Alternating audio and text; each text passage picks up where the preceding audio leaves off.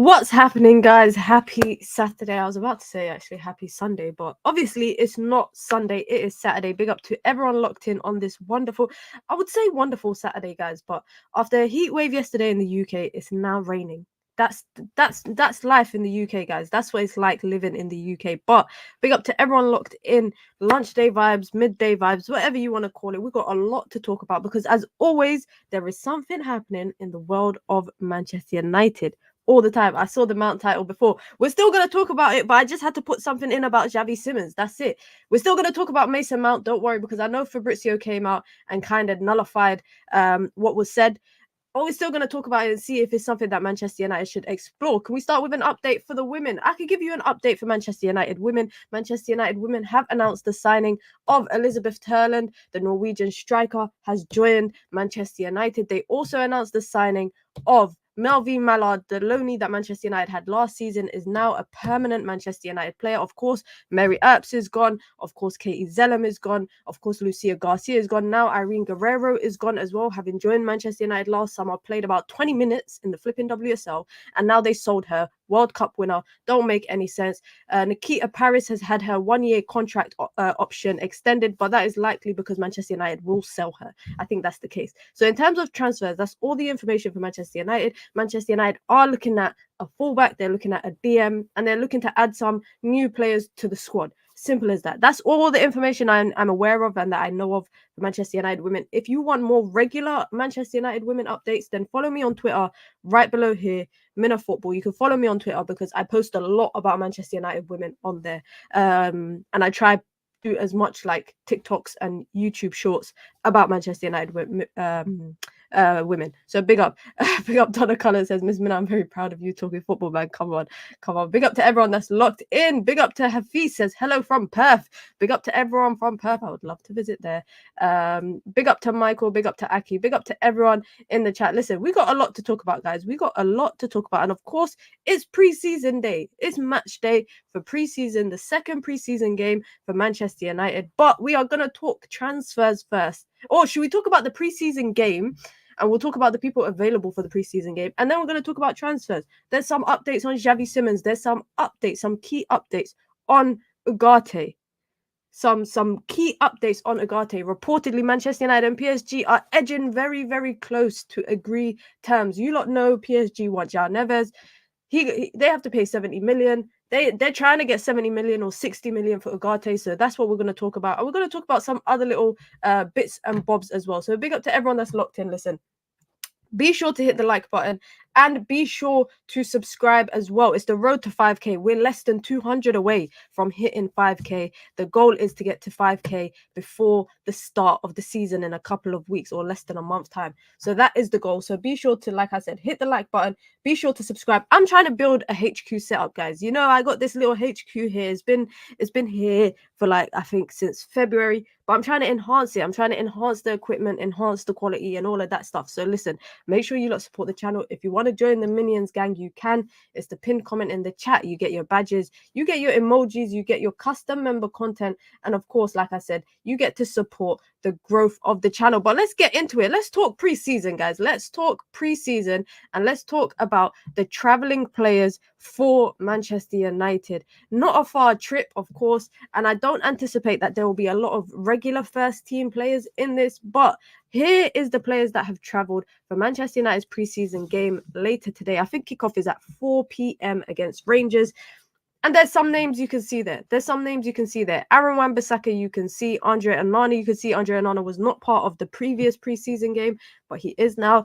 You can see Casemiro, you can see Hannibal, you can see Mason Mount. Jadon Sancho is back travelling with Manchester United, guys. Jadon Sancho is back traveling with Manchester United, which is a very, very positive. There's some players that are still at Carrington doing individual training, doing individual workouts. Some people recovering from a knock or a niggle that they had, including Harry Maguire. Scott McTominay is still doing his individual sessions, as well as Tyrell Malacia, etc. But there's a name here that you lot can't see on the screen. I need to scroll down for you lot to see it, I think. I need to zoom out for you lot to see. Leny Yoro, Manchester United's newest signing.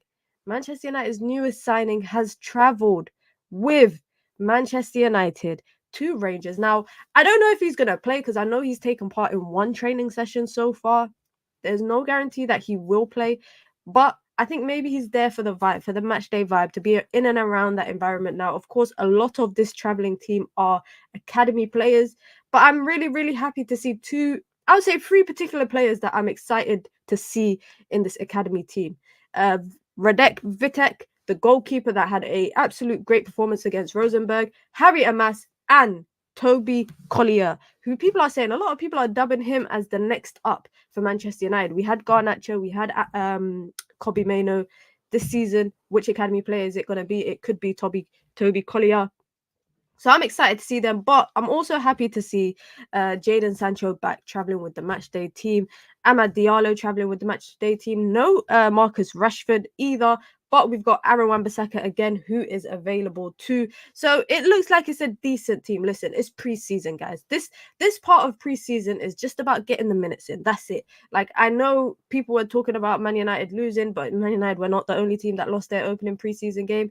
It's just like I don't know how I could emphasize it in any other way except for saying that it's just preseason. Yes, you would like to win because who wants to lose? But also the most important thing at this stage of preseason is just getting the minutes in, getting the match day fitness, getting the game day fitness in, and just being able to kick a ball around for at least 45 minutes-ish. That's it. That's all it is. It's about routine. It's about building routine. And that's the most important thing for today's game. So obviously I'll be watching it, and I'm sure a lot of you guys will be as well. But as I said, let's start with the newest news. Let's start with the newest news on Manuel Ugarte.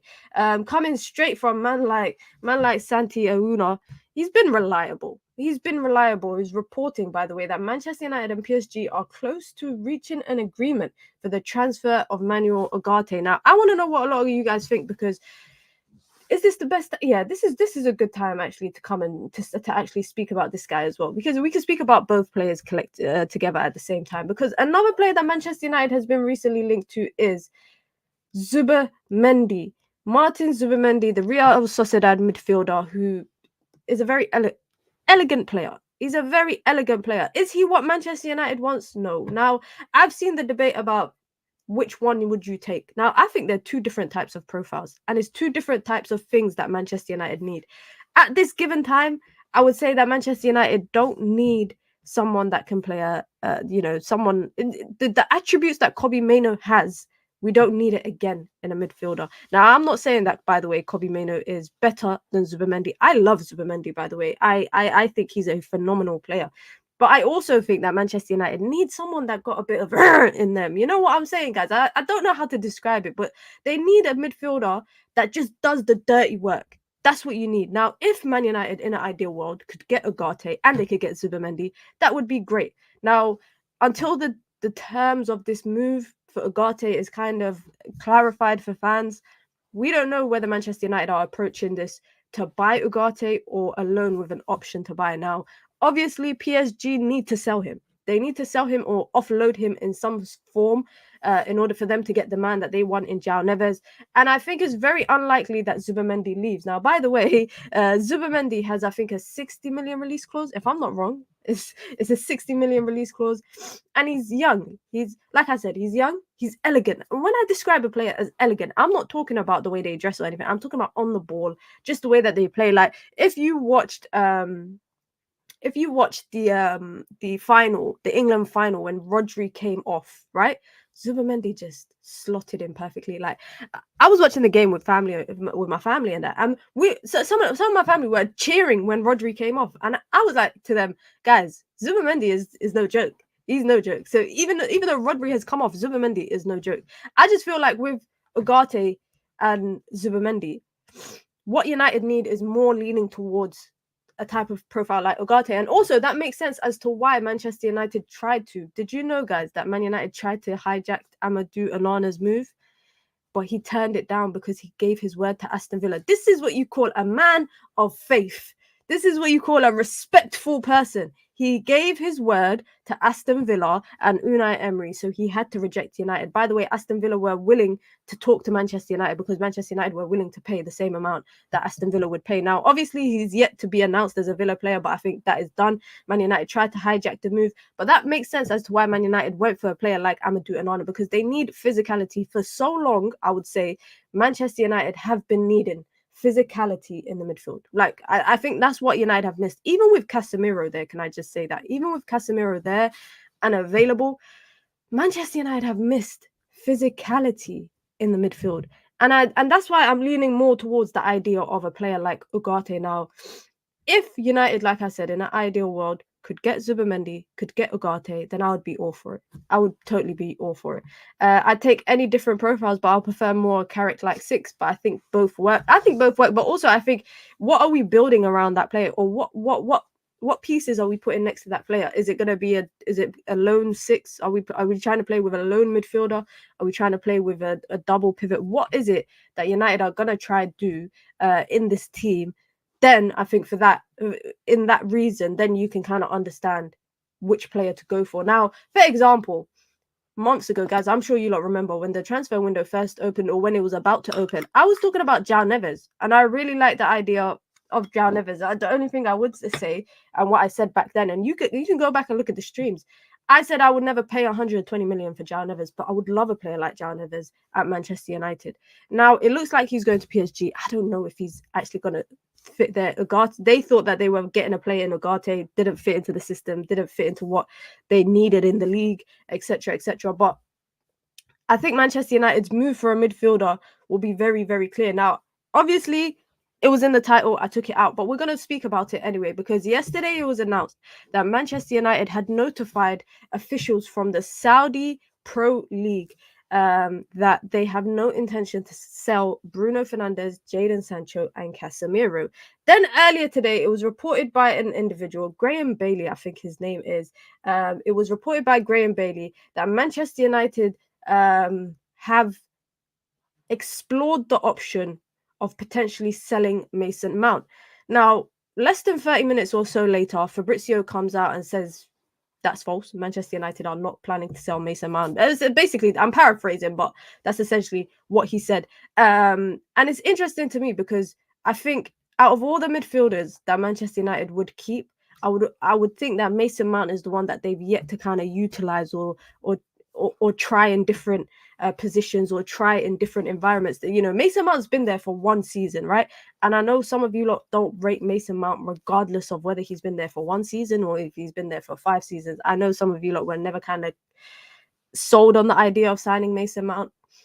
But I think that out of the two of them, I think Manchester United still have to sign 2 midfielders. And that actually brings me perfectly to, and someone actually mentioned it in the back, Minute, in your opinion, Rabiot or Amrabat? Even though I back Amrabat, can't lie, Rabiot. I would take Rabiot in a heartbeat. In a heartbeat, I would take Rabiot. And on the topic of Rabiot, by the way, this is coming out less than how long ago?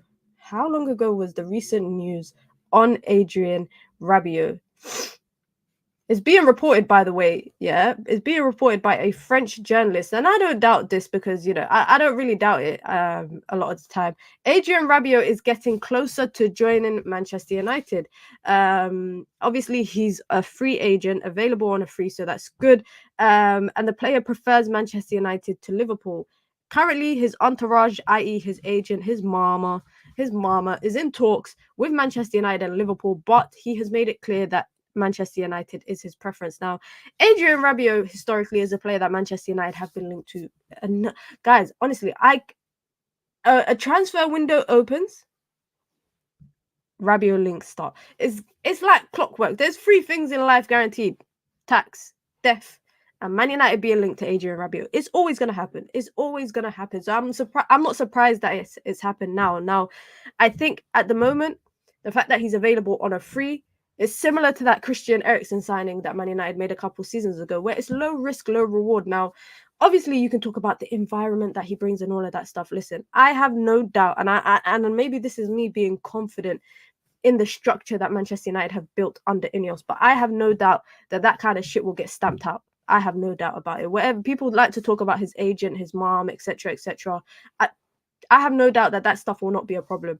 I think Rabiot will be a good professional. I think he will provide good quality depth, and it's low risk, low reward, i.e., it will not impact Manchester United from an FFP perspective, which means Manchester United might even be able to go and sign Rabiot and sign Manuel Ugarte. Like, both of them could be possible, and I would be all for it.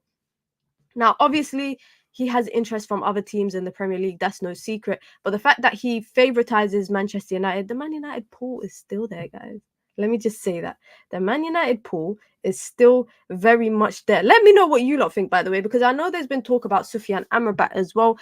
From what I heard a couple of weeks ago, there wasn't really nothing on the table for Sufyan Amrabat unless Manchester United had missed out on their players that they wanted. Sufyan Amrabat was not a first or second choice. Obviously, he comes with a transfer fee as well.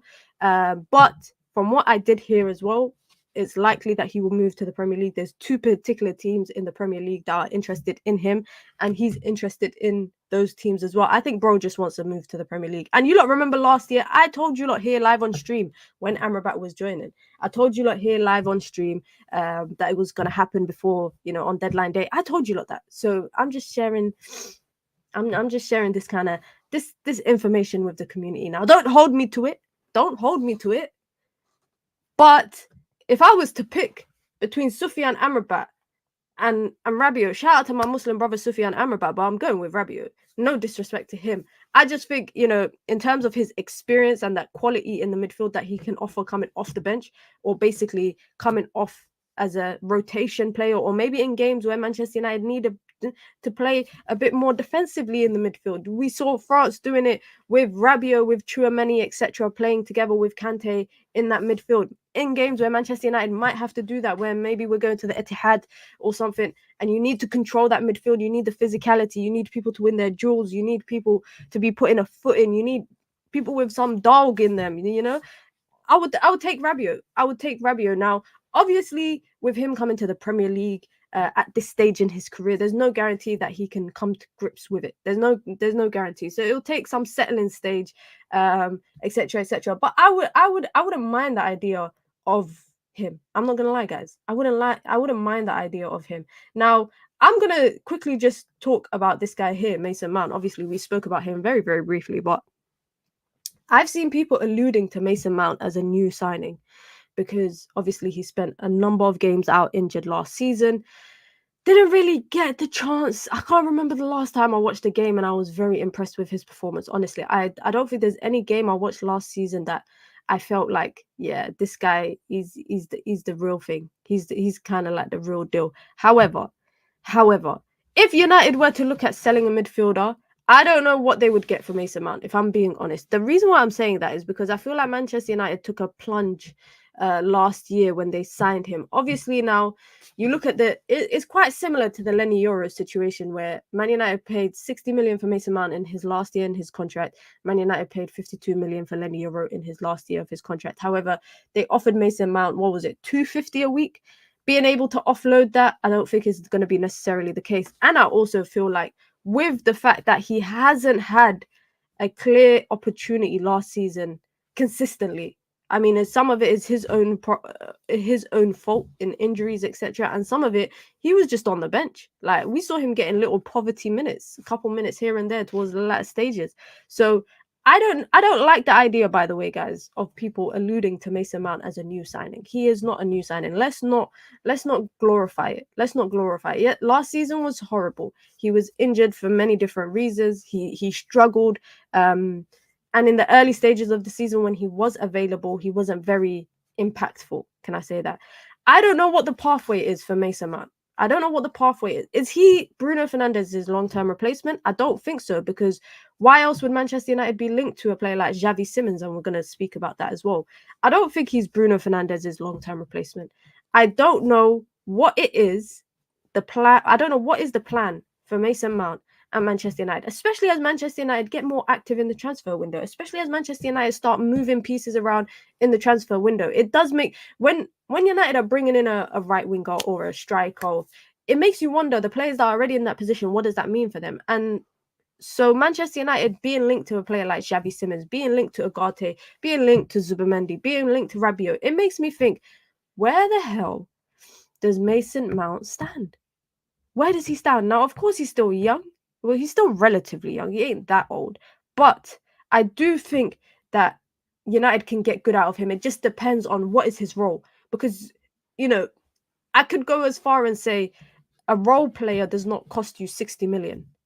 But Rasmus Højlund cost us 72. So a role player does kind of cost you that much money. It is the wrongdoing of the previous regime, and I can only put the blame on them.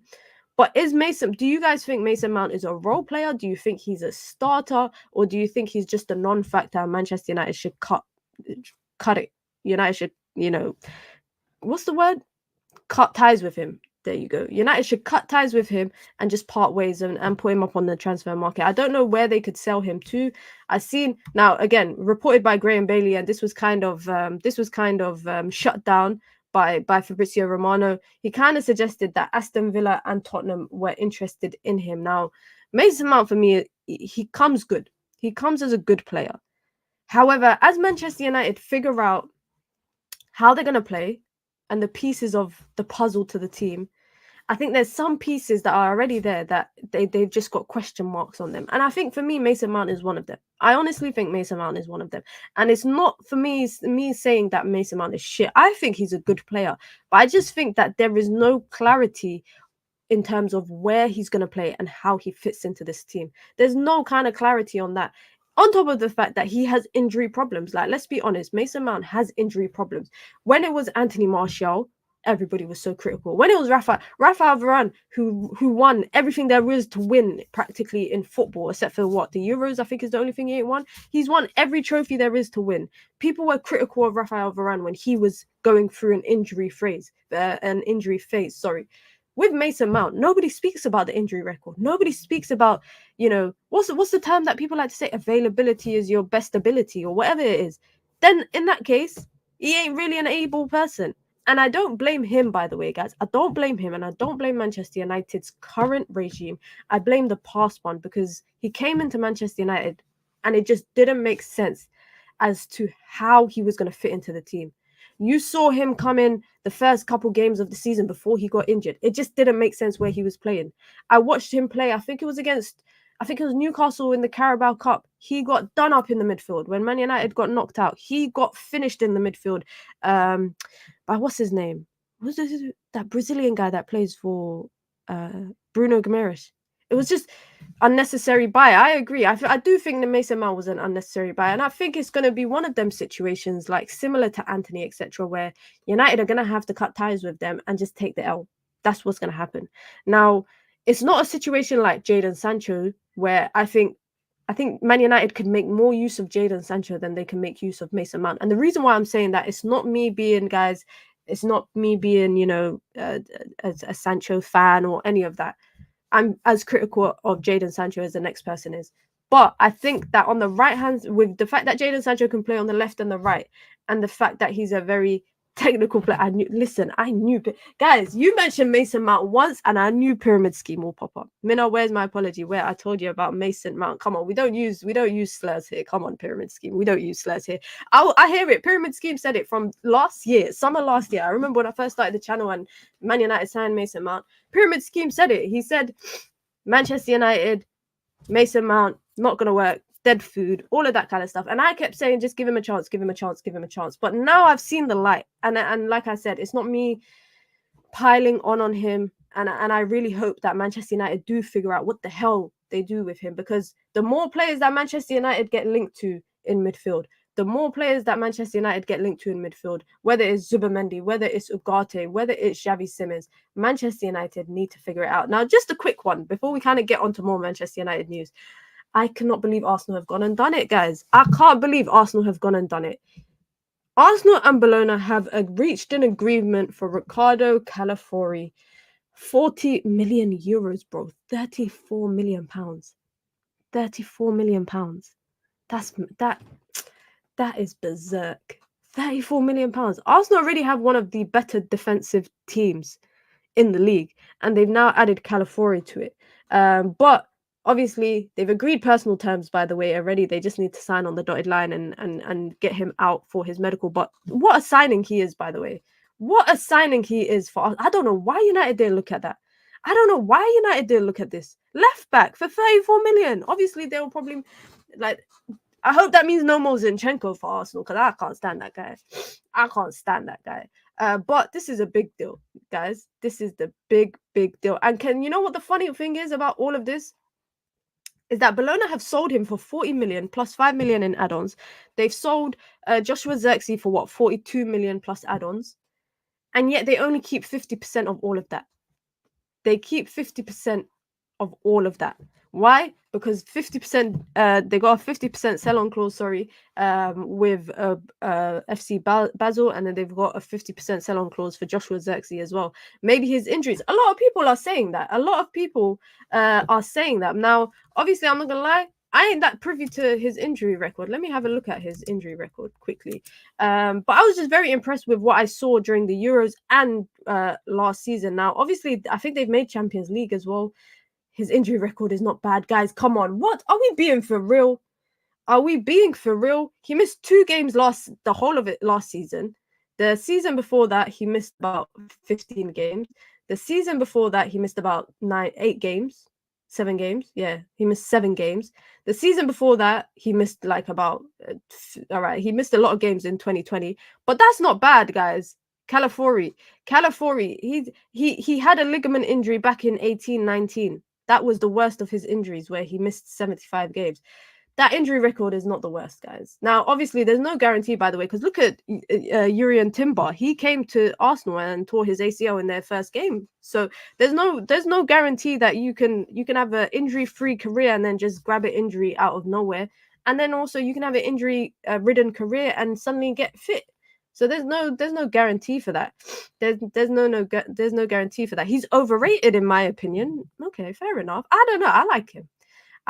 I think he's a decent player, and I think he will improve whatever team he joins. Listen, guys, be sure to hit the like button and be sure to subscribe. Let's see where we are on likes. Let's try to get the views and the likes ratio in. You know, we're aiming to get 100 likes every single stream at the minimum. So be sure to hit the like button and be sure to subscribe. If you want to join the Minions gang, you can, guys. It's the pinned comment in the chat.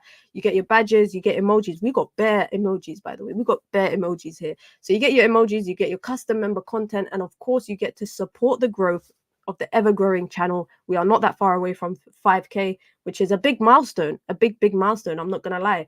And on top of that, you can support the channel in alternative ways by sending in super chats with your thoughts, with your questions, with your queries, or just because you want to support the channel. Like I said, I'm trying to build my dream setup, guys. I got a wish list on Amazon that is about £2,000 worth of equipment, so I need to get that. So it will be greatly appreciated. Listen, we got a lot to talk about, by the way. We've got a lot to talk about. And by the way, guys, I said it's the road to 5K. We are less than 200 away. My goal was to get to 1K, before the next football season when I started my channel last year. And now we're nearly on 5K. It's ridiculous. Big up to everyone that's locked in. If you want to, follow me on all platforms as well. Instagram, Twitter, TikTok, Twitch. You see it right there. Oh, I did it right for the first time. I did it right. You see it right there, guys. All my socials. I post a lot on there. I'm posting short form content as well on TikTok and all of that. So make sure you lot check it out. We got a little bit to talk about because Erik ten Hag has been talking to media. He's been talking to the Dutch media, talking about transfers. He's been talking about Matthijs de Ligt. He's been talking about Ineos. He's been talking about a lot of stuff. And it's some interesting stuff because obviously he's drawing some people out when they talk about the fact that United are signing a few Dutch people in it. He spoke about his time working with Ineos and he said, listen, we make decisions together and we jointly arrive at the best possible selection. I firmly believe we are working in the right direction. That's it. Big respect to him because he's been talking his shit, by the way. Big up to Erik ten Hag has been talking the talk for a long time over the last couple months. Even when he was talking about his review process after the FA Cup, when he said, if you don't want me here, I'll just go win trophies elsewhere. He spoke about the media criticism. So again, very critical of the media. And I like that. That's one thing I like about Erik ten Hag is that he's very critical of the English media. And rightly so, he should be, because the microscope that he's put under in comparison to other managers, it's not the same. It's not the same microscope. So he spoke about the criticism from the media in particular when it comes to Manchester United signing too many Dutch players. And he said, I understand when you do not win, the media criticize you and there is a bad image. But nationalities, i.e. for transfer targets, is irrelevant. Whether he is from the Netherlands, Sweden or France, it's just like the colour of the hair the player has. That's jokes. He's basically saying, you lot don't get onto me for signing players that have black hair. Why are you getting onto me for signing players that are Dutch? That's basically what he's saying. And then he spoke a little bit about Matthijs de Ligt. Now, this is the interesting one because someone in the chat just asked me about Matthijs de Ligt. I don't think there's any movement there yet. I don't think there's any movement there. But Erik ten Hag spoke about the reports about Matthijs de Ligt, and he went on to say it remains to be seen whether de Ligt will come or not. I know Matthijs well, and I will not deny that. I wanted to sign him 2 years ago, but at that time he was already far along to join Bayern Munich, and believe it or not, his name did not come from me in the process. So he's kind of suggesting that Manchester United were already kind of looking at Matthijs de Ligt when he arrived 2 years ago. Before, obviously, he ended up going to Bayern Munich then. And because a lot of people kind of, and media, fans, etc., kind of criticize the fact that Manchester United do go for either Dutch players or former Erik ten Hag players. So he's kind of saying, listen, that name did not come from me. In terms of the defensive situation at Manchester United, Fabrizio Romano posted a minor little update. I would say nothing really cemented in that, but Fabrizio Romano reported that Manchester United are still exploring the option to bring in one more. Florian Plettenberg tweet. Don't do that. Don't do that. Don't do that. Is it it's not a here we go. It's not a here we go, is it? You lot how you lot baiting me? You lot are baiting me. He ain't tweeted anything, unless it's about Ugarte an hour ago, which we went through. But just on, like I said, Matthijs de Ligt and Jared Branthwaite, Manchester United are still exploring the option to bring in one more centre-back after Leny Yoro, which is the case. They still want to bring in one more player. Outgoings will definitely be needed in order for Manchester United to be able to accommodate to a move. Matthijs de Ligt is on the list, but Manchester United would only proceed at their conditions. Just their conditions. What is their conditions? I think Manchester United don't want to pay anything more than 50 million euros for Matthijs de Ligt. And the same is for Jared Branthwaite. He is very high on Manchester United's list, but not for the price that Everton are asking. Now, again, just the way that if you lot were here yesterday on yesterday's live, we spoke about Jared Branthwaite and whether Manchester United would go back in for another deal, given the fact that Everton now find themselves in a sticky situation with the takeover falling through, and essentially Everton could cease to exist in the next couple of years. It's actually, you know, as a football fan, it's actually quite sad. Should Manchester United go back in for Jared Branthwaite? Do you think Manchester United should go in for reduced cost? Do you think, you know, because Manchester United's last bid that Manchester United put in for Jared Branthwaite was 45 million plus 5 million in add-ons, bringing it to 50 million. It's around the same price that it looks like they're willing to pay for Matthijs de Ligt. Now, I don't buy this story that was going around a couple of weeks ago that Manchester United are going to sign 3 centre-backs. I don't buy it. I think Manchester United will sign 2 centre-backs. It's going to be one of these two to accompany Leny Yoro, Lisandro Martinez, I think Harry Maguire and Johnny Evans. I think it'll be one of these two, and I think it will be for the same price, i.e. I think they have a budget. I think their budget was probably 100 million for 2 centre-backs, and that's what it's funny because a couple of seasons ago, United might have spent 100 million on 1 centre-back. You know how funny that is?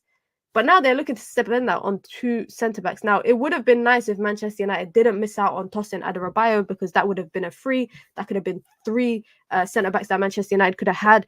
But let me know what you lot think about Everton, because the situation that Everton find themselves in is a very unfortunate one. They are debt-ridden. They are building a new stadium. They're building a new stadium. They are in a lot of debt to build that as well. They owe so much money to different creditors. They literally, I think it's 2 different creditors that they owe debt to. They have up to 700 million in debt, which is why it kind of fell through. Their debt, by the way, one of the debts that they had for over 300 million has now been sold on to a debt collector, and they're struggling. What does that mean for Manchester United? That means for Manchester United, by the way, according to reports, Mashiri, the owner of Everton that owns 94% stake in Everton, would be lucky to get 50 million for his shares. 50 million in his shares. Now, the selling point for Everton is the fact, you know, the history that they have in English football. The history that they have in English football, you know, the fact that they've never been relegated, the fact that they are a big English team in terms of name, in terms of history. That is a selling point. However, when buyers are coming in to try and, you know, decide whether they're going to buy them or not, they're falling at the first hurdle, which is the debt and the amount of money that's owed. They could buy Everton for 50 million, but really it might cost them up to 1 billion because they've got a lot of debt to pay off. They've got a lot of debt to pay off. If Mashiri's value of Everton is 50 million, or his shares are worth 50 million, Man United could go to Everton and be like, hey, I know you're in a bit of a predicament. We'll give you 35. Just give us Jared Branthwaite. Obviously, they've been able to sell Amadou Onana for about 50 to 60 million. They've also been able to sell one or two other players as well, but they are also buying players. So they're not helping themselves either. They're not helping themselves either because they are also buying players in this summer transfer window. Now, the ball has been in Everton's court for a very long time, and Everton fans were not happy that Manchester. How funny is that, by the way? And it was also reported that Everton executives were not impressed with Manchester United after they refused to pay the fee for Jared Branthwaite, and then they turned around and paid 52 million for Leny Yoro. I mean, how often do you guys see people being angry that you didn't buy their player? I found that so funny. I'm sure some of you lot did as well. Give Everton Maguire and get Branthwaite. I'll keep Maguire, guys. How the hell do they have similar debt to us when they're smaller? Because they've accumulated this debt, by the way, over the course of a long time. And also I think the big difference between them and Manchester United is a lot of Manchester United's debt is interest. I don't think their debt is interest. I don't think that's the case. Let's actually double check, because I was reading an article about it on the Financial Times yesterday. Where is the Everton article? Here it is. Here is the Everton article that I was reading yesterday. So basically, what happened? How did their bid fall through? They were approached by TFG, a Texas-based firm, which emerged as the front runners to save Everton. Now, the biggest part was the whole situation was for them to come in, present an opportunity to tidy up the debts, and then obviously fix the club up. That was the plan. However, it fell through because of debt. I think that was the main reason that it fell through. Leny Yoro, number 15. Oh my God, that's Vidic's number. That's Vidic's number.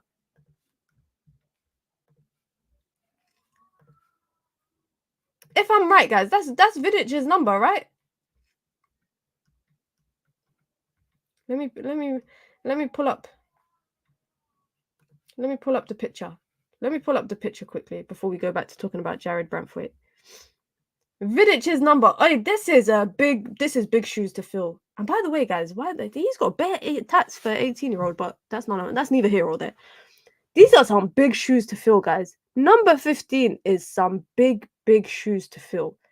When was the last time someone actually wore 15 for Man United?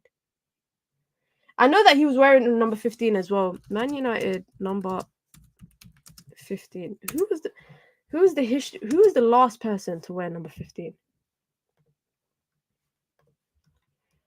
Who was the last person to wear number 15? Sabitzer, Reguilon, dead. Pereira, dead. Januzaj, okay, I won't be mean. And then Vidic. But as a defender, he's really the first centre-back to wear number 15 since Vidic. He's actually the first. Yeah, he's actually the first one since. He's the first defender, by the way. He's the first defender to wear number 15 since Vidic. That's big shoes to fill. I can't lie. I feel like he's got big shoes to fill because he's coming in with, obviously, the number 15. He's coming in with this price tag. He's coming in with this Baby Varane name. Everyone, me included, I'm calling him Baby Varane. He reminds me a little bit about I see bits of Rio Ferdinand in him as well. And also, he's got the world of haters from rival fans watching him. He's got the world of haters from rival fans watching him. Big up to Ash, been a member for 1 month, says, Mina, will Yoro be homegrown by the time he's 21? That's a good question. That is a good question. Does anybody know? Does Leny Yoro count as a homegrown talent? I don't know if he counts.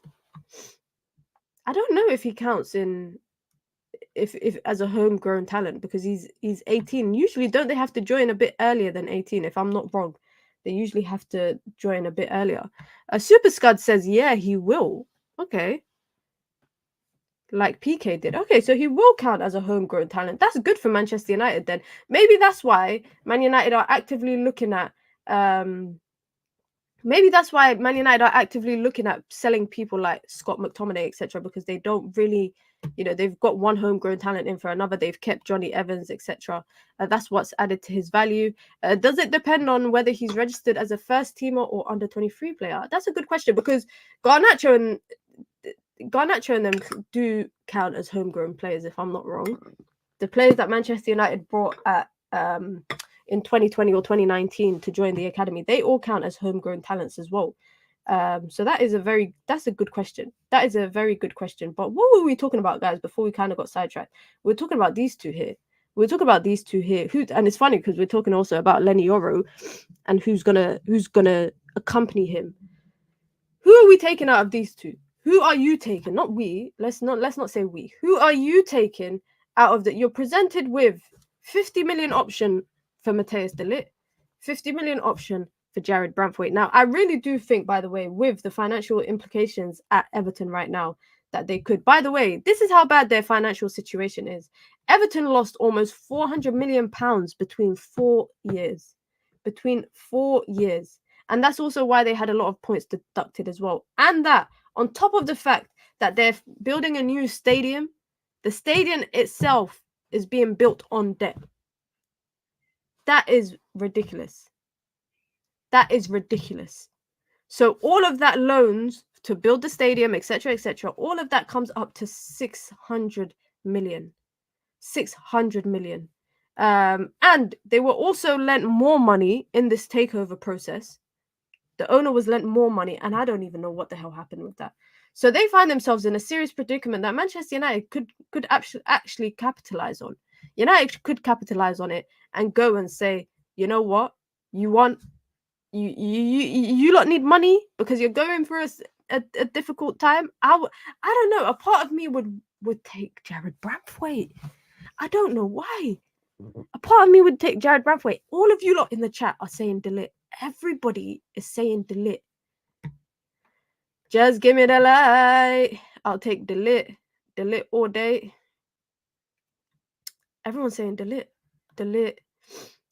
Alan says neither. Varane on a free. Listen, every day I regret more. Now that Leny Yoro has joined Manchester United, I regret more and more that Manchester United did not keep Rafael Varane. And the fact that he's probably taken a huge pay cut to go and play at Como under Cesc Fabregas, United could have kept him. He could have took a pay cut. I think Leny Yoro working alongside Rafael Varane, even if he wasn't a starter, by the way, he's just a good presence to have, especially for young players and especially for a player like Leny Yoro.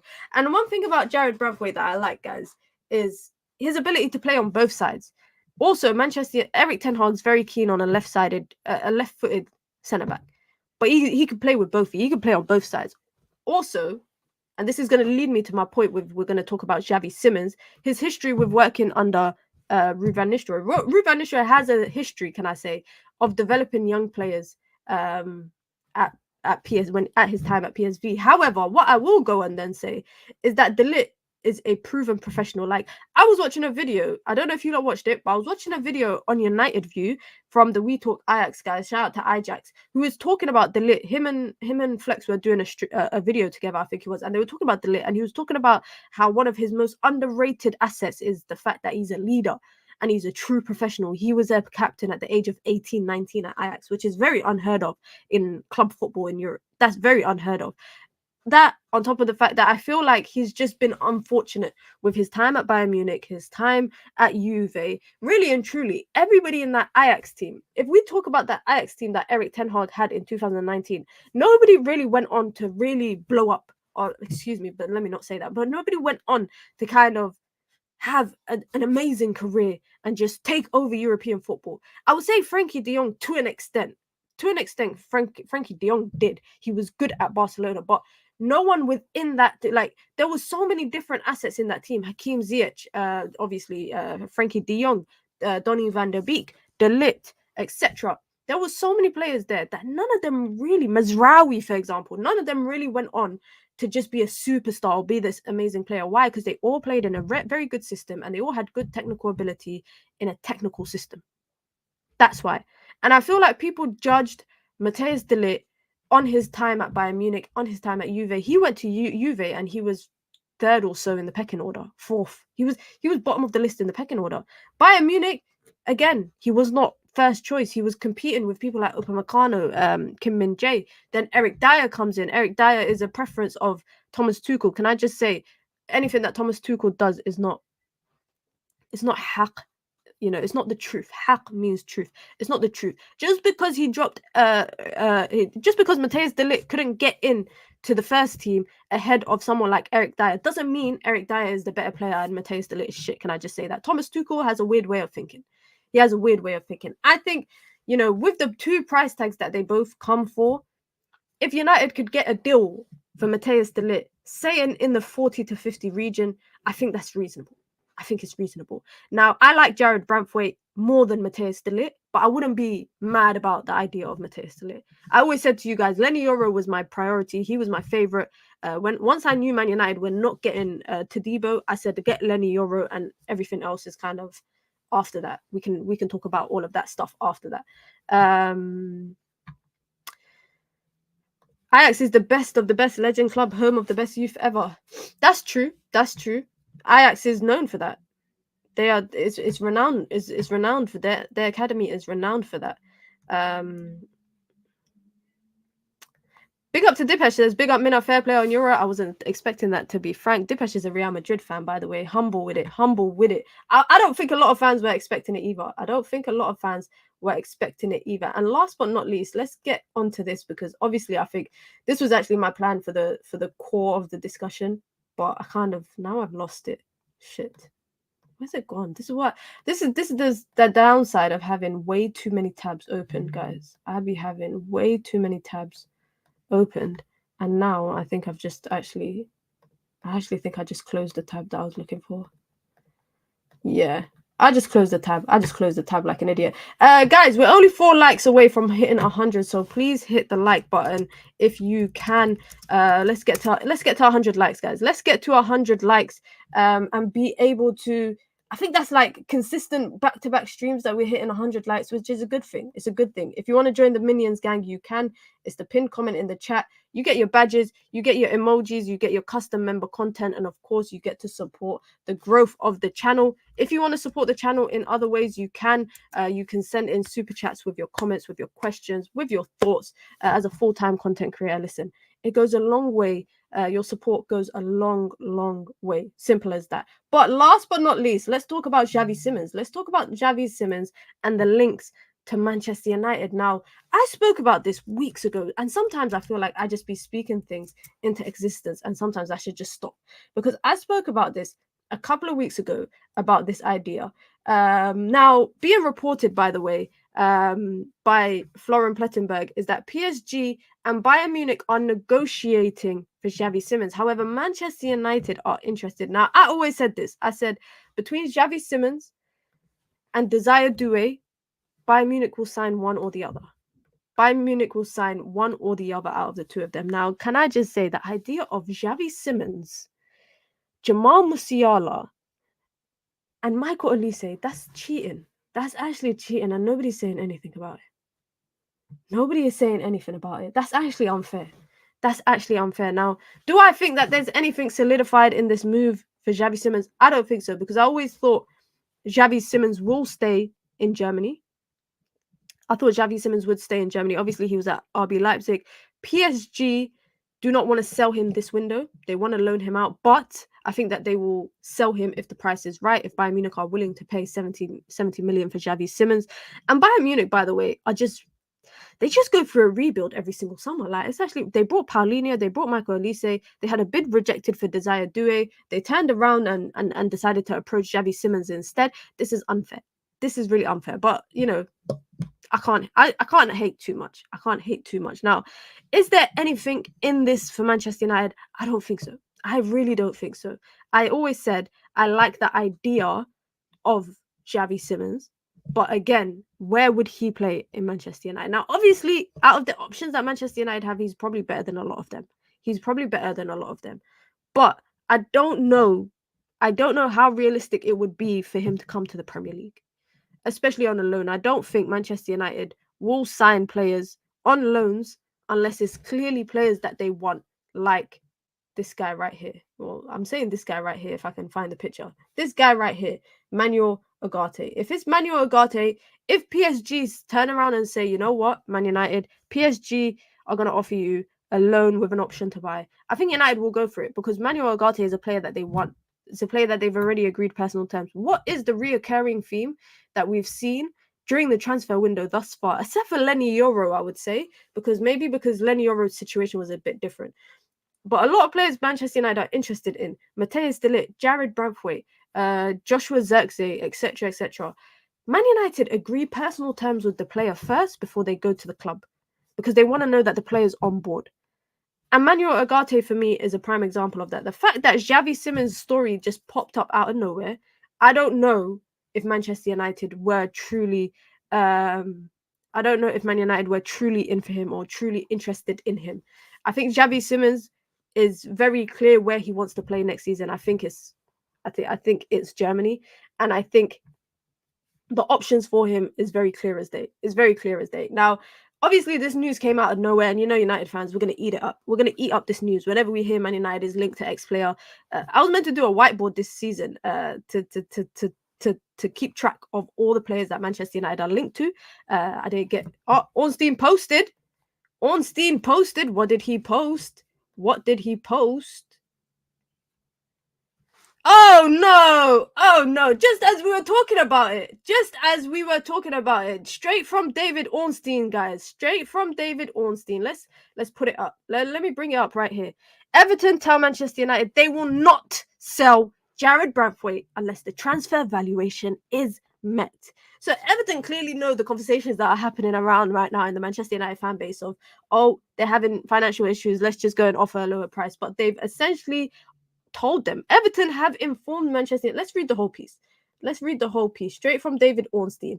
Everton have informed Manchester United that they do not intend to sanction Jared Branthwaite's exit this summer, irrespective of their proposed takeover by the Friedkin Group collapsing. The Athletic reported on Friday that TFG's deal for Everton was off, plunging the Premier League club back into a precarious financial situation. Now, it goes on to talk about Jared Branthwaite, and it said, it raised speculation Jared Branthwaite might need to be sold and United could land a target for whom they've seen 2 offers turned down. But Everton view this development as changing nothing. They said, piss off. They said, go away. Everton said, move, man. You know, there's a meme. Where is that meme yet? I think it's a movie, and a guy's walking through a club, and a girl tries to come and talk to him, and just goes like this to her face. Let me find that meme. Move out the... Have I found it? I don't know, man. I hope you lot know what I'm talking about. But the guy's walking, and then he's just like, he just blocks her face like this and moves her out of the way. That's what Everton have essentially just done to Manchester United. That's essentially what they've done. Everton believe the transfer fees commanded for defenders like Harry Maguire, Wesley Fofana, and Josko Vardio in recent years are the benchmark. Their need to trade has been reduced by the impending exit of Amadou Onana to Aston Villa. If additional funds are required, the plan would be to let players such as Dominic Calvert-Lewin leave before England international Jared Branthwaite. United retain their interest, but any move would require Everton to lower their asking price. The Old Trafford side have already recruited Leny Yoro from Lille, while Bayern Munich's Matthias de Ligt is among options. And obviously it talks about the fact that Willy Camboala left and Raphael Varane has left. So there we have it. We kind of have some clarity about the situation between two of these. Do we see, guys? After today's preseason game, do we hear news that Man United and Bayern Munich have agreed terms for Matthias de Ligt? Because I don't think Man United are going to sit around and wait. I don't think Man United are going to sit around and wait and be like, you know what, let's keep testing the waters. I think, guys, I got a strong feeling that we really might hear a here we go today or tomorrow from Matthias de Ligt. We might hear it. And a lot of you lot are getting what you wished.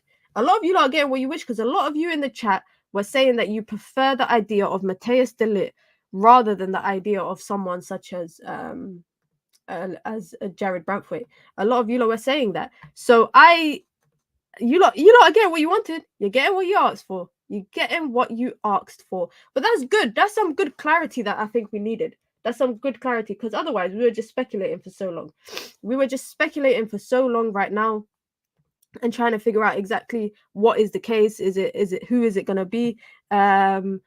Wait for Branthwaite or submit a light bid for Delit. Delit it is. I do think it's gonna be Delit. Guys, I'm not joking. I think we might have a here we go this weekend.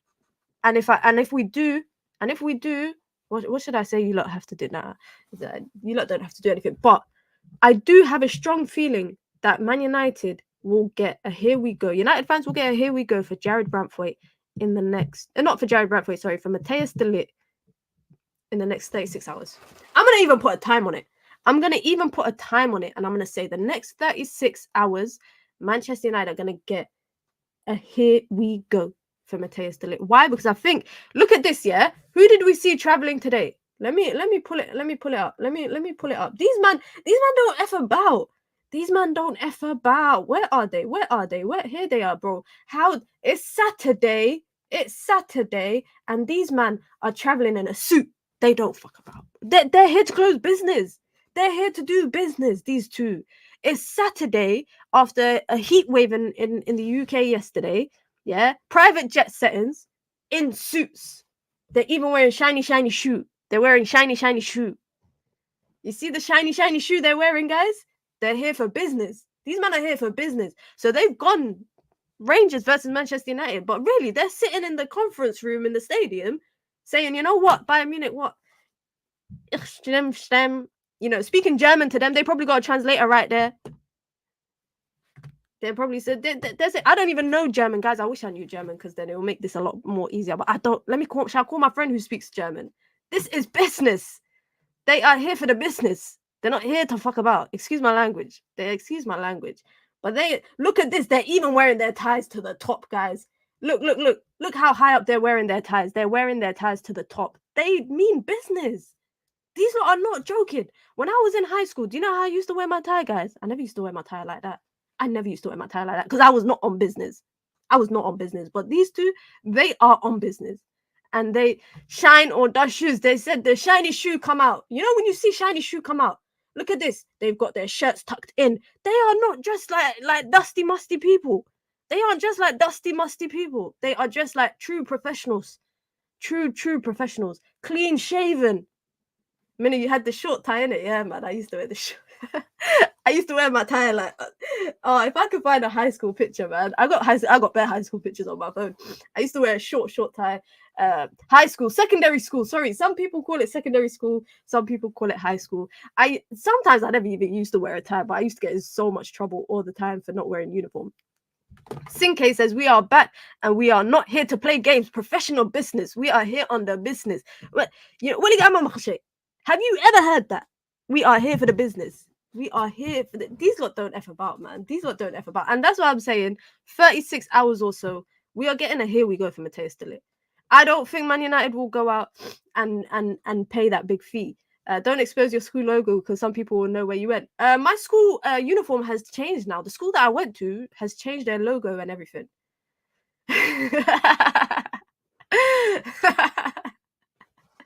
Upper button undone settings. Come on, you guys know, if you went to secondary school in the UK, or high school as I like to say, and you used to wear ties and everything, you know, you never who buttons their shirt to the top? Only people that mean business. You needed to wear uniforms for public school or private school? Public school. Every school in the UK used to wear, I think every school in the UK used to wear uniform. I would like to think that. I'll probably know, but we'll keep quiet. Yeah. You probably know what school I went to. That's all I'm saying. Everton may get relegated next season. I don't know if they will, to be honest. I can't say that they will, and I can't say that they won't. But the fact that they're staying clear on their stance regarding Jared Branthwaite, I think says a lot. I think that they're willing to take this risk. This is a risk that they're willing to take, because maybe they feel like they are in control with this. Maybe they feel like they are in control with all of this, which I understand why they would want to do that. I totally understand why they would want to do that. But again, is it a risk worth taking, guys? Do you guys think, let's quickly, before we wrap it up, do you think that this is actually a risk for Everton that is worth taking? I don't know. it could come back and bite them, guys. This could actually come back and bite them when they're struggling financially next season. When they're struggling financially next season, this could come back and bite them, and it could be very, very unfortunate. It could be very, very unfortunate, obviously, for Everton fans, etc. So I hope it doesn't, but also I hope this makes Manchester United's stance also clear on all of this. I hope it makes their stance clear on all of this. It's either they continue to wait around and hope that Everton budge, or they pay the price that Everton are asking for, or they just go and get De Ligt. Just do that. If, by the way, Everton turn around and get relegated next season, then you can go and get Jared Branthwaite. Then you can get him. Now, I'm not saying... I don't know what it is, but I always feel like Everton, as much as it's destined for them to get relegated, it's just not going to happen if Sean Dyche is in the dugout. By the way, guys, last season, they could have finished in like the top part of the table if it wasn't for their points deductions. Now, they will probably get more points deductions again because their financial reports, I think, that they've exceeded the 105 limit for FFP for 3 years. So I think they'll get another deduction. And then they'll struggle financially. And the fact that, you know, in this article by David Ornstein, the fact that Everton are saying that they plan to sell Dominic Calvert-Lewin if they need funds. They actually think Dominic Calvert-Lewin costs something. You have to pay someone to take Dominic Calvert-Lewin from you. You have to pay someone to take Calvert-Lewin off you. But they think that because they've sanctioned a sale for Amadou Onana, which is a big fee, by the way. That's, I think, 50 to 60 million, I think it was, that Aston Villa are paying. That's a big fee. That's a big fee. Now, if they do need more money, they think that Calvert-Lewin is the answer to that? I don't think so. I don't think so. Maybe Idrissa Gueye will probably get you more money than Calvert-Lewin. Personally, I don't know who would buy Calvert-Lewin.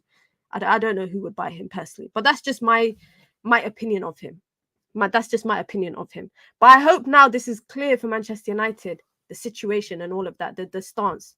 Go and get Matthias De Ligt. If that's the guy you want, go and get him. 50 million is what Bayern Munich is asking for. Try and negotiate it where it's 50 million including the add-on. So it's like maybe 40 plus 10 or something like that. Calvert-Lewin looks like a Tottenham player. I don't think so. Didn't they take Richarlison from him?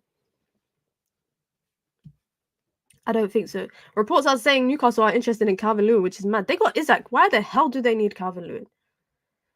They will struggle. They will get deducted points and they will end up relegated. Almost says, just walk away now and go get De Ligt. I don't care. We got Euro. 100%. Like, I just want United to move quick. I think like we've been so privileged to be seeing. And you know what's so funny, guys? Rival fans are saying United fans are getting gassed.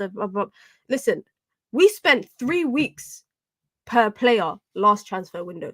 3 weeks on Mount, 3 weeks on... Like, we spent 3 weeks chasing everyone. It's nice to see that United could have 36 hours between agreeing terms with a player and announcing him. That is amazing. And I'm talking about Leny Yoro. I'm talking about Joshua Zirkzee, etc., etc. That is perfect. Mr. K says, Minna, predictions for today?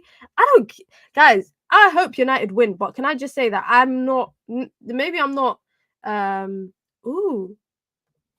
Another update from David Ornstein, by the way, that says further approaches from Manchester United for Jared Branthwaite are not welcome by Everton. What they're saying is, stop sniffing around our boy.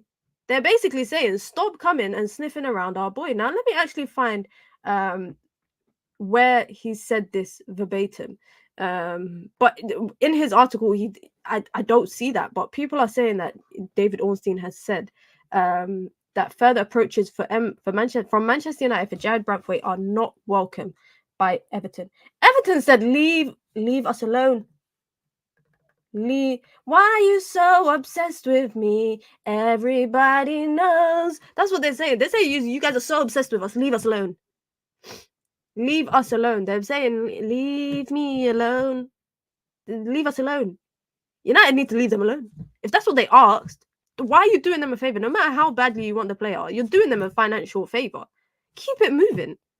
Just keep it moving. If United don't sign him, which other team is going to pay the money for Branthwaite? Clearly, they want the money. I haven't seen any other team as much linked to Jared Branthwaite as Manchester United. I haven't really seen City or Liverpool, or I ain't seen anybody heavily linked to Jared Branthwaite the way that Manchester United were.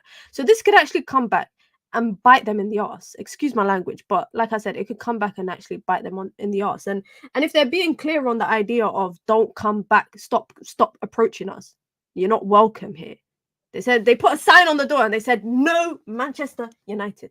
No. So if that's what they're saying, just keep it moving. Just keep it moving on to the next player. Go get the player that you have. And that's the good thing with Manchester United in this new structure, is that they clearly have contingency plans for the players that they want and then the players that they might not get. They've got second and third and fourth options. And that's why I always said Matthias de Ligt was United's third choice option. I said it was Todibo, it was Jared Branthwaite, and then it was de Ligt. And then Leny Yoro was separate. I always thought Leny Yoro was separate from them players. When we're talking about the experienced centre-backs that they want to get, I always said it was Todibo, it was Matthias de Ligt, and it was Jared Branthwaite. But I always thought Matthias de Ligt was the third choice out of all of them. Todibo, not available.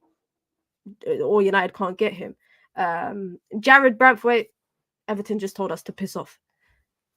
Matthias de Ligt is the last one, but also they've done their due diligence. They know what they want. They know what works for them. They know what the type of defender that they want, the type of defender that they're getting.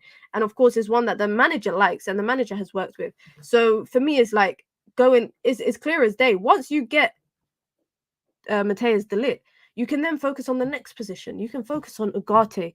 Like, we could actually have, by the time the US tour starts, imagine we get a here we go for Matthias de Ligt this weekend. And he's announced Monday, Tuesday. That means by the time the American leg of the tour starts, United will have 3 new players. And Ugarte could be in and around that too. He could be the 4th one. It's not a favour, Minna. They're kicking Everton when they're down. That's how they will see it. I.e., don't kick a football club when they're down. I don't think they're kicking a player down because... I don't think they're kicking Everton down, by the way, because I think Everton are in a predicament right now. They find themselves in a financial predicament. Manchester United are interested in their player. Now, do you think if Everton were not in this financial predicament, that 75 million would have been the base fee that they wanted for Jared Branthwaite? I don't know. I don't really know. I don't know. Would that have always been the price that they wanted for him? But if that would have been the case, I actually think if they were not in this financial predicament, I think that they probably would have wanted more. They might have wanted more, and then they would have lowered the price a little bit, and they would have still got what they wanted in the higher regions. I think they could have said up to 100 million for him. If they're using Harry Maguire and flipping Wesley Fofana, who, by the way, I don't think should be the benchmark, but they're using Harry Maguire, Wesley Fofana, and Vardio as the benchmark of centre-backs in the Premier League, they could have turned around if they were not in a financial problem and said, you know what, we value him at 100 million. United might have come in and said 60 million. And then they would be like, okay, cool, because that's more closer to the 70 million valuation that they had. Do you guys get what I'm saying? They could have added a little bit to it. But because they're in this financial predicament, they have to kind of stick to what it is. Kingdom says, Minna, this guy is not worth that money. I think Everton is annoyed with Euro to Man United because they're expecting big money from United to help them from going down. Maybe because I never seen outrage in the manner that we saw the outrage when Man United announced Man United were announced that they were getting Leny Yoro. I've never seen rival fans so angry. Like, Everton fans were fuming, and I was thinking, damn, what the hell did we do to piss them off? Like, honestly, I was thinking, what did United do to Everton to piss? How could Everton fans be so mad that United didn't buy their player? If anything, you should be happy that your player has stayed. So I kind of get what you're saying, Kingdom. I kind of understand this sentiment. They might feel like Man United offered them a lifeline and there was kind of, talks between them and there was kind of like a mutual understanding. But they were so mad. And they're probably thinking, how dare they go and buy a next man? Ribera says nobody is talking about both de Ligt and Branthwaite. Their body is not that much developed, and United can't work on this kind of things. What do you mean, bro? What do you mean, bro, when you say their body is not developed and United can't work on it? They were big mad when they heard we got that Eurovision. I love that name. That's a sick name. Manchester Evening News said Everton were mad. I didn't believe it, but it was actually true. I mean, the fact that Everton have now turned around and said stop approaching us. The fact that Everton have now turned around and says further approaches from Manchester United for Jared Branthwaite are not welcome by Everton. You know what this is like? You know when you got that dusty auntie, yeah, or you got a dusty relative, right? And they always like to come to your house. But they make snide comments about you. And anyone who's ethnic, yeah, will know. Them aunties that come to your yard that like to come and visit, and they will be like, oh, you've just graduated university. Yeah, my daughter graduated university 5 years ago. Oh, okay. That's nice. Oh, Emphasis on the dust. Honestly, emphasis on the dusty. You know them aunties, and then you just turn around one day and you're like, you grow some confidence. You grow that confidence, and for me, it happened when I grew up in it. When I was younger, I used to let aunties violate me all the time. But the older I got now, they always say to my parents like, "Yo, this child of yours here, she got a sharp tongue. She, you know that honestly, them dusty relatives, guys, them dusty aunties. This is what, and then they come to your house one day, and you just say no, and you shut the door. This is basically what Everton are doing to Man United right now. Man United came sniffing around, belittled them a little bit, said, you want 75 million, here's 40. Oh, you want 75 million, here's 45. Everton have just turned around now. They grew up. They're 18 years old. Bah! They shut the door in the face. Bam! Don't come.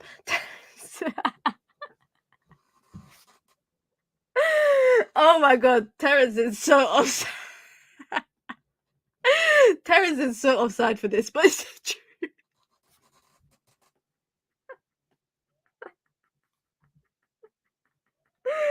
Oh man, I'm actually dead.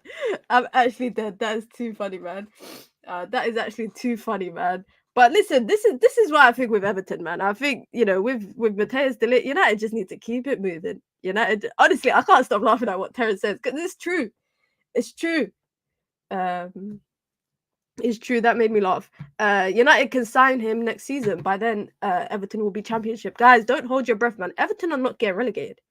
Everton are not getting relegated. As long as Sean Dyche is in that dugout, I will forever believe that Everton will stay up. Like last season, or 2 seasons ago, guys, the last day of the season.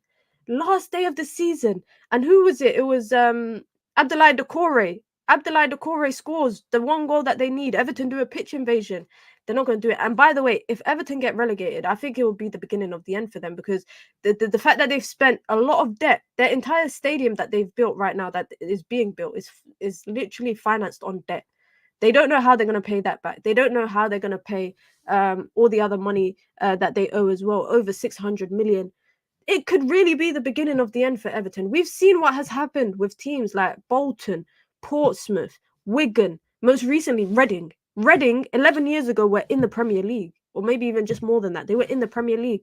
They are close to cease to exist. Their women's team, they had to shut it down. They had to shut down their women's team who were in the WSL 2 seasons ago. They had to shut down their women's academy. The girls' academy, they had to shut it down. They did not know, they had no more money to run it. Why? Because of poor ownership. Everton, football, I don't know. I feel like football is going down a sad trajectory if that happens to Everton, especially because of their history in it. But give us Jared Branthwaite and we'll help you. We'll help you. Give us Jared Branthwaite and we'll help you. But I think that's it, guys. I think that's it. Preseason kicks off in less than an hour and a half as well for Manchester United. Is the lineups out? I don't think the lineups are out yet, but I do expect a heavily rotated team. What is Rasmus Højlund doing, bro? What the hell? Is this really how he's training for the season? Let me share this screen, guys. Can you lot see? Can you lot see my screen, yeah? Look at what Rasmus Højlund posted online.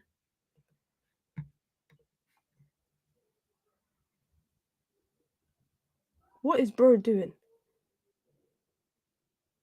What is bro doing?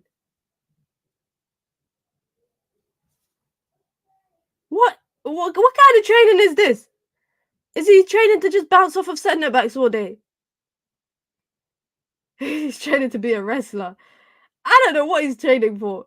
I hope I hope it comes good.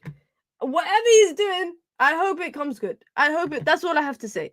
That's all I have to say. I hope it's useful. Whatever the hell he's doing. Big up to Mr. K, says big stream today. Big up, Minna. Big up. Man, making sure his upper body is stiff. He is. Listen, guys, big up to everyone. We got a lot to talk about later today. Listen, I said it in it. 36 hours. I'm giving it 36 hours for the Mateus de Ligt. Here we go. And if we get that, here we go, I will be live. You don't know what it is. But Manchester United will be playing in about... Are the lineups out yet? That's what I wanted to check. Big up to Sophia in the chat as well. Practicing getting bounced by centre backs. Let me see. Manchester United. No, the lineups are not out yet. Yeah, it don't look like that the lineups are out yet. But be sure to hit the like on your way out, man. You don't know what it is. If you're watching this back on replay, let's try get 200. We're only on 140. We're not that far off from 145. Let's try get 150 before I end the stream. And let's get 200 if you're watching it back. Big up to everyone. And I was just about to end the stream. And Riri just gifted 20 memberships. Not 5, not 6, not 12, not 18. Add 2, 20. That's good maths. That is good maths. A nice little gift from Riri to some of you lot in the chat. Listen, if you ain't got your settings on, make sure you turn it on. You need to click on the little settings part of your YouTube account, and you need to turn on your gifted memberships, because people are always, listen, we got Riri, we got Nuruddin, we've got a lot of people here that gift memberships on the channel. Big up to Riri. W's in the chat for Riri as well. Make sure you lot put W's for Riri, the queen of the channel, the gift that keeps on giving. Who got some? Let me see who got some. Let me have a look. TI10 got one. Big up to you. Jay got one. Charlie got one. Ricky, Donatus, Matt, Michael, Isaac, John, Super Arch got one. John James got one. Abdullah got one. King Eric, Truth, Mr. Music, OJ, Jamaicana. Did I say that right? I hope I did. Got one. Ray got one. And Abdi got one. Big up to all of you lot, and big W's in the chat for Riri. Listen, guys, I'll be back. Like I said, if Mateus Delit Here We Go comes, we will be here. We will be live. If not, I'll be live tomorrow, same time, talking all things Manchester United. So turn on your post notifications, so when I go live, you lot don't miss it. Hit the like button on your way out. I'm out. Peace.